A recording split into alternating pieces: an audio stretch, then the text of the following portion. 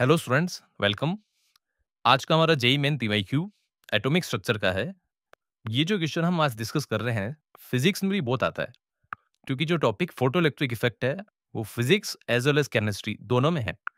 तो इस photoelectric effect पे बेस्ड इस क्वेश्चन को अपन समझेंगे, तो दो जगह फायदा होगा। आइए क्वेश्चन समझते हैं। हमें यहाँ पे मेटल्स के वर्क फंक्शन गिवन है, lithium, sodium, potassium, magnesium, copper और सिल्वर का। और आपसे पूछा गया कि इनमें से कौन-कौन सा मेटल फोटोइलेक्ट्रिक इफेक्ट शो करेगा यदि हम 400 नैनोमीटर वेवलेंथ के लाइट को इन पे गिरा रहे हैं, इंसिडेंट हो रहा है।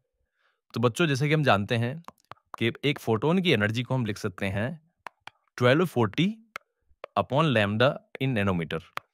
और उसमें यहाँ पे इलेक्ट्रॉन वोल्ट इंटू नैनोमीटर आता है, तो नैनोमीटर से नैनोमीटर कट के एनर्जी इलेक्ट्रॉन वोल्ट में आ जाती है।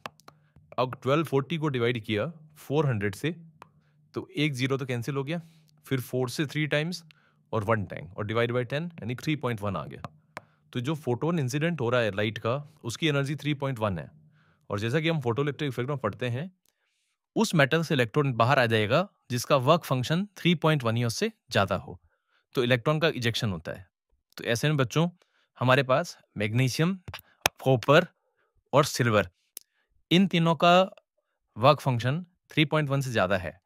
तो ये तीनों में से इलेक्ट्रॉन इजेक्ट नहीं हो सकता है, क्योंकि जो एनर्जी हम प्रोवाइड कर रहे हैं वो उस इलेक्ट्रॉन को आयोनाइज करने के लिए सफिशिएंट नहीं है। लेकिन लिथियम का इलेक्ट्रॉन आयोनाइज हो जाएगा, कुछ काइनेटिक एनर्जी बच जाएगा, सोडियम का भी हो जाएगा और पोटेशियम का बच जाएगा। इसका मतलब ये तीन मिल होंगे और स्टार्टिंग के तीन मेटल जो है वो फोटोइलेक्ट्रिक इफेक्ट शो करेंगे, उनमें से इलेक्ट्रॉन इजेक्ट होगा। Thank you.